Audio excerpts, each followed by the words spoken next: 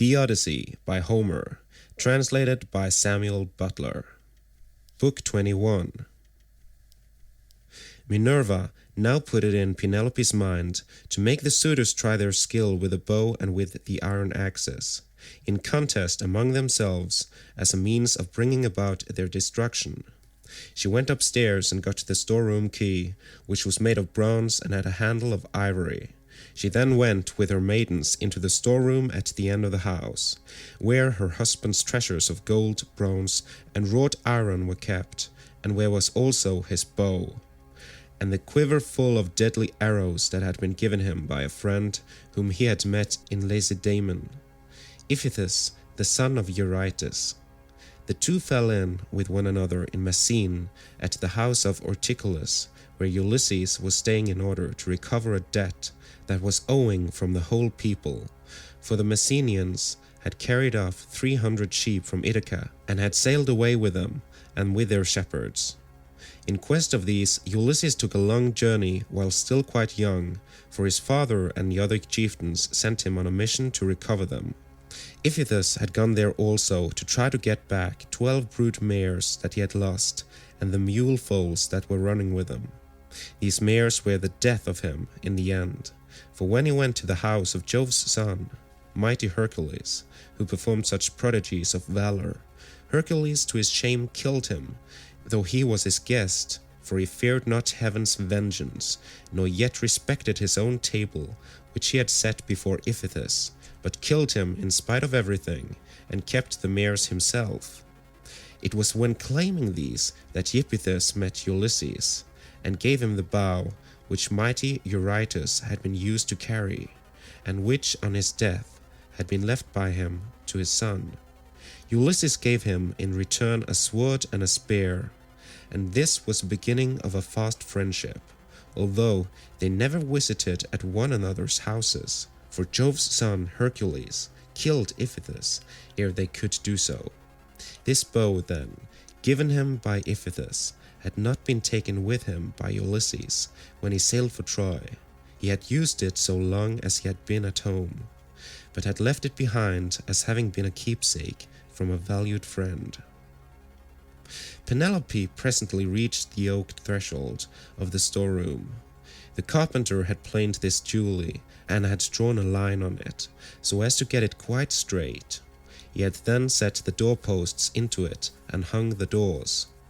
She loosed the strap from the handle of the door, put in the key, and drove it straight home to shoot back the bolts that held the doors.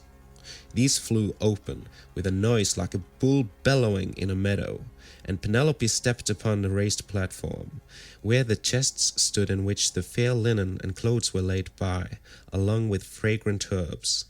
Reaching thence, she took down the bow with its bowcase from the peg on which it hung. She sat down with it on her knees, weeping bitterly as she took the bow out of its case, and when her tears had relieved her, she went to the cloister where the suitors were, carrying the bow and the quiver, with the many deadly arrows that were inside it. Along with her came her maidens, bearing a chest that contained much iron and bronze, which her husband had won as prizes. When she reached the suitors, she stood by one of the bearing posts supporting the roof of the cloister, holding a veil before her face, and with a maid on either side of her. Then she said, "Listen to me, you suitors, who persist in abusing the hospitality of this house, because its owner has been long absent, and without other pretext than that you want to marry me. This, then, being the prize that you are contending for, I will bring out the mighty bow of Ulysses, and whomsoever of you shall string it most easily, and send his arrow through each one of 12 axes, him will I follow, and quit this house of my lawful husband, so goodly, and so abounding in wealth. But even so, I doubt not that I shall remember it in my dreams." As she spoke, she told Eumenus to set the bow and the pieces of iron before the suitors, and Eumenus wept as he took them to do as she had bidden him. Hard by, the stockman wept also when he saw his master's bow, But Antinous scolded them. "You country lots," said he, "silly simpletons, why should you add to the sorrows of your mistress by crying in this way? She has enough to grieve her in the loss of her husband. Sit still, therefore, and eat your dinners in silence, or go outside if you want to cry, and leave the bow behind you. We suitors shall have to contend for it with might and main, for we shall find it no light matter to string such a bow as this is.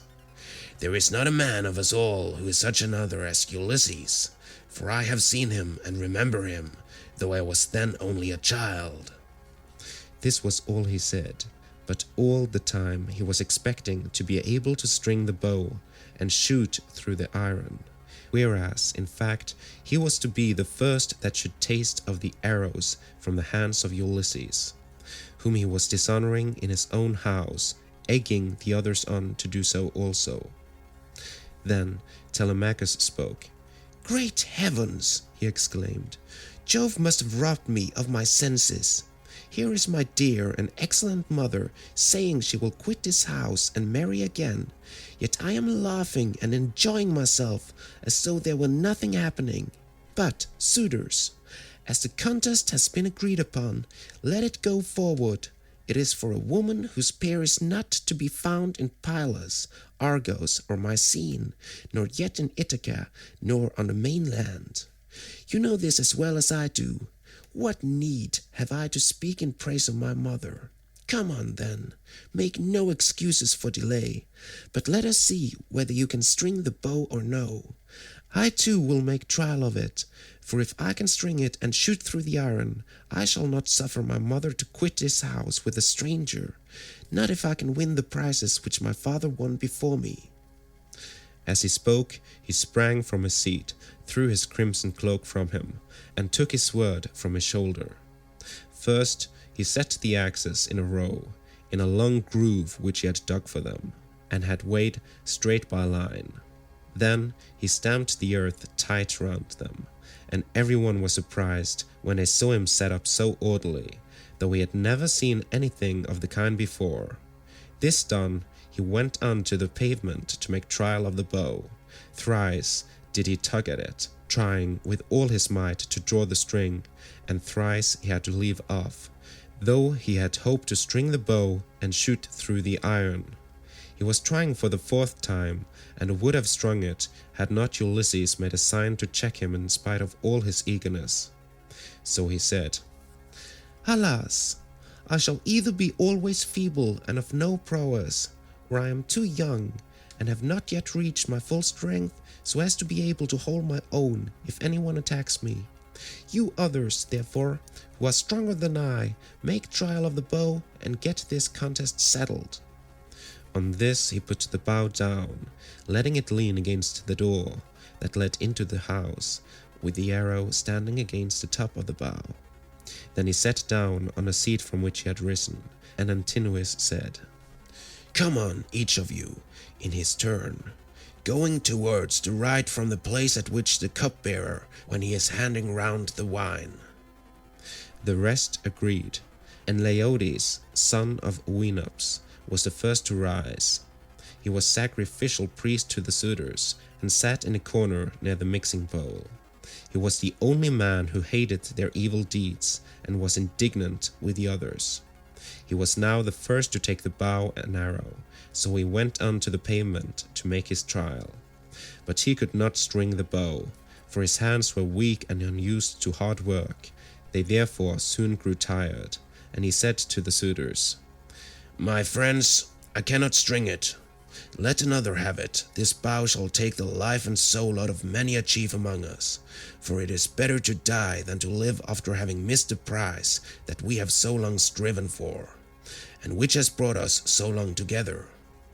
Some one of us is even now hoping and praying that he may marry Penelope, but when he has seen this bow and tried it, let him woo and make bridal offerings to some other woman, and let Penelope marry whoever makes her the best offer, and whose lot it is to win her." On this he put the bow down, letting it lean against the door, with the arrow standing against the tip of the bow. Then he took his seat again, on the seat from which he had risen, and Antinous rebuked him, saying, Leiodes, what are you talking about? Your words are monstrous and intolerable. It makes me angry to listen to you. Shall then this bow take the life of many a chief among us merely because you cannot bend it yourself? True, you were not born to be an archer, but there are others who will soon string it. Then he said to Melanthius the goatherd, Look sharp, light a fire in the court, and set a seat hard by, with a sheepskin on it. Bring us also a large bowl of lard, from what they have in the house. Let us warm the bow and grease it. We will then make trial of it again, and bring the contest to an end. Melanthius lit the fire, and set a seat covered with sheepskins beside it. He also brought a great bowl of lard from what they had in the house. And the suitors warmed the bow, and again made trial of it. But they were none of them nearly strong enough to string it. Nevertheless, there still remained Antinous and Eurymachus, who were the ringleaders among the suitors, and much the foremost among them all. Then the swineherd and the stockman left the cloisters together, and Ulysses followed them. When they had got outside the gates and the outer yard, Ulysses said to them quietly, Stockman, and you, swineherd, I have something in my mind, which I am in doubt whether to say or no, but I think I will say it. What manner of men would you be to stand by Ulysses, if some god should bring him back here all of a sudden? Say which you are disposed to do, to side with the suitors or with Ulysses. Father Jove, answered the stockman, would indeed that you might so obtain it. If some god were but to bring Ulysses back, you should see with what might and main I would fight for him. In like words, Eumaeus prayed to all the gods that Ulysses might return. When, therefore, he saw for certain what mind they were of, Ulysses said, It is I, Ulysses, who am here. I have suffered much, but at last, in the 20th year, I am come back to my own country. I find that you two alone of all my servants are glad that I should do so, for I have not heard any of the others praying for my return. To you two, therefore, will I unfold the truth as it shall be. If heaven shall deliver the suitors into my hands, I will find wives for both of you, will give you house and holding close to my own, and you shall be to me as though you were brothers and friends of Telemachus. I will now give you convincing proofs that you may know me and be assured. See, here is the scar from the boar's tooth that ripped me when I was out hunting on Mount Parnassus with the sons of Autolycus. As he spoke, he drew his rags aside from the great scar, and when they had examined it thoroughly, they both of them wept about Ulysses, threw their arms around him, and kissed his head and shoulders, while Ulysses kissed their hands and faces in return. The sun would have gone down upon their mourning, if Ulysses had not checked them and said, Cease your weeping, lest someone should come outside and see us, and tell those who are within. When you go in, do so separately, not both together. I will go first, and do you follow afterwards. Let this, moreover, be the token between us. The suitors will all of them try to prevent me from getting hold of the bow and quiver. Do you, therefore, Eumaeus, place it in my hands when you are carrying it about, and tell the women to close the doors of their apartment. If they hear any groaning or uproar, as of men fighting about the house, they must not come out, they must keep quiet and stay where they are at their work. And I charge you, Philoetius, to make fast the doors of the outer court, and to bind them securely at once. When he had thus spoken, he went back to the house, and took the seat that he had left. Presently, his two servants followed him inside. At this moment, the bow was in the hands of Eurymachus, who was warming it by the fire. But even so, he could not string it, and he was greatly grieved. He heaved a deep sigh and said, I grieve for myself and for us all. I grieve that I shall have to forego the marriage, but I do not care nearly so much about this, for there are plenty of other women in Ithaca and elsewhere. What I feel most is the fact of our being so inferior to Ulysses in strength that we cannot string his bow. This will disgrace us in the eyes of those who are yet unborn. It shall not be so, Eurymachus, said Antinous, and you know it yourself. Today is the feast of Apollo throughout all the land. Who can string a bow on such a day as this? Put it on one side. As for the axes, they can stay where they are, for no one is likely to come to the house and take them away. Let the cupbearer go round with his cups, that we may make our drink offerings, and drop this matter of the bow. We will tell Melanthius to bring us some goats tomorrow, the best he has.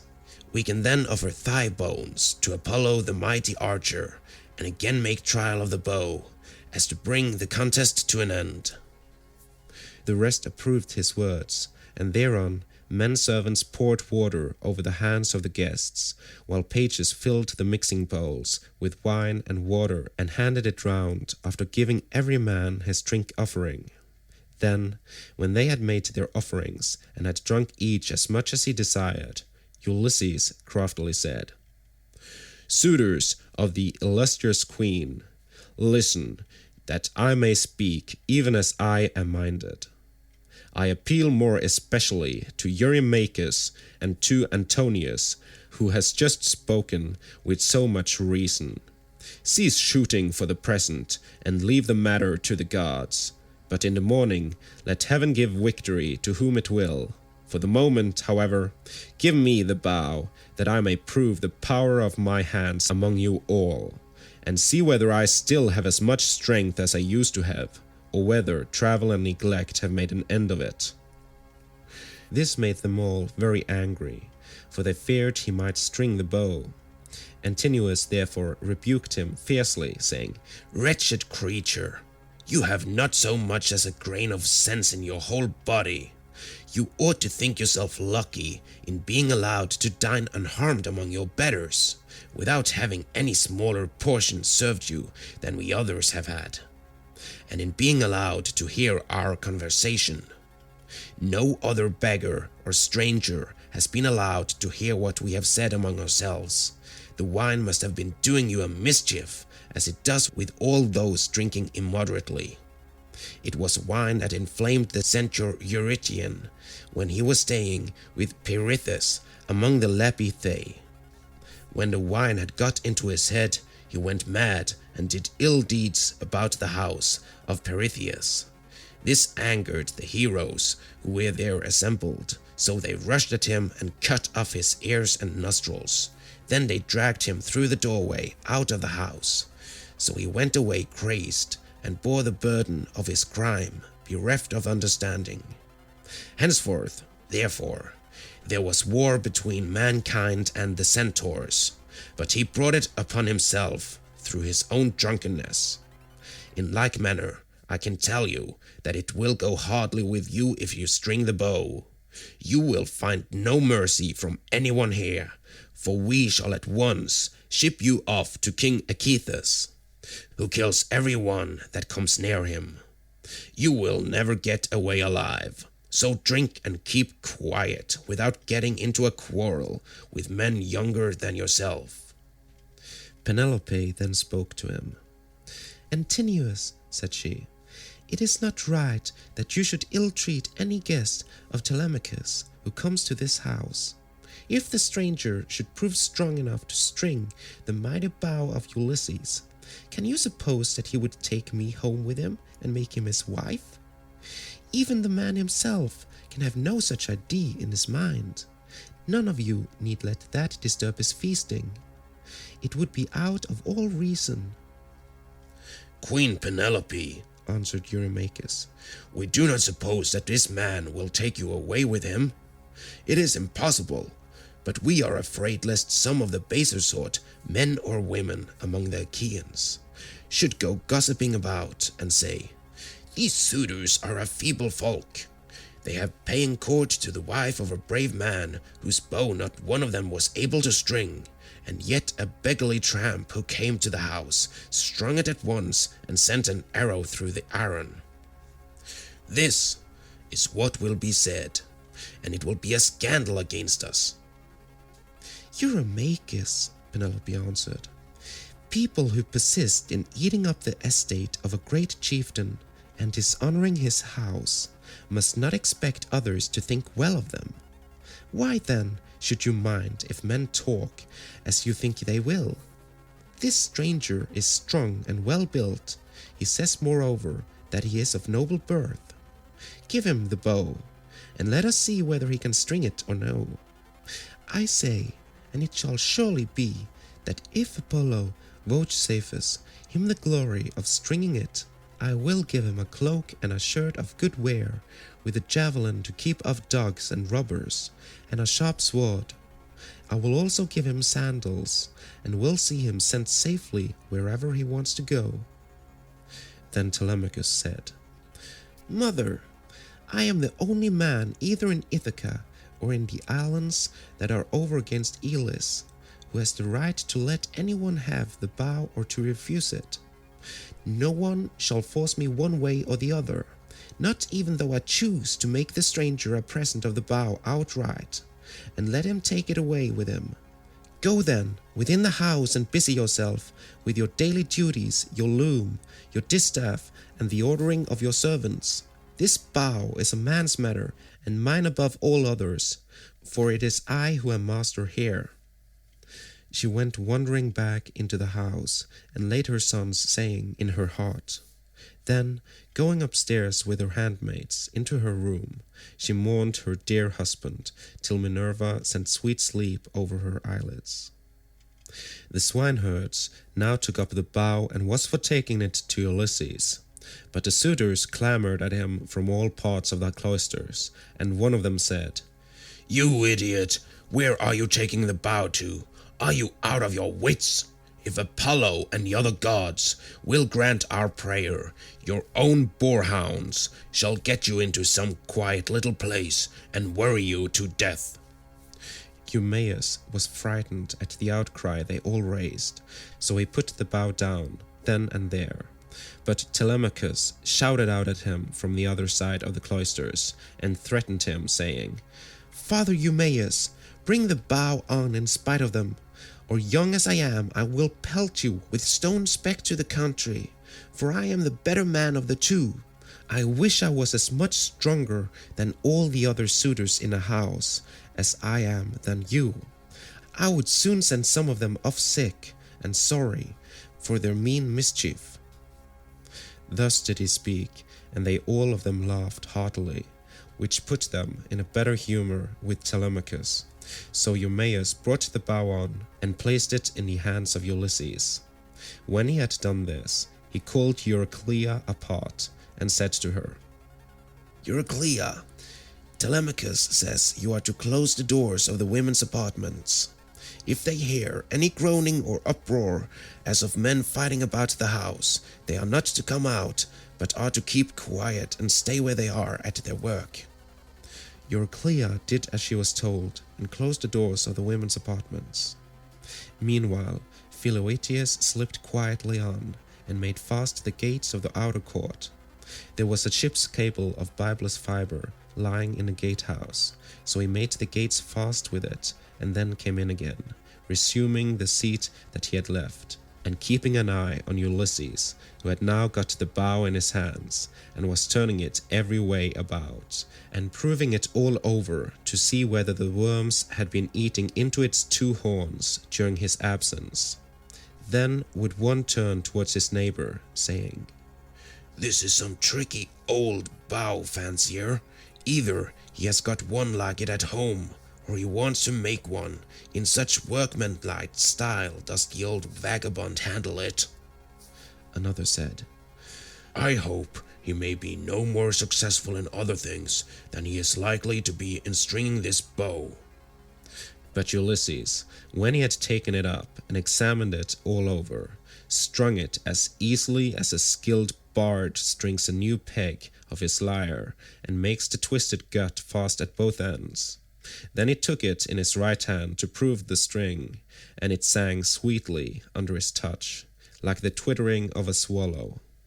The suitors were dismayed and turned color as they heard it.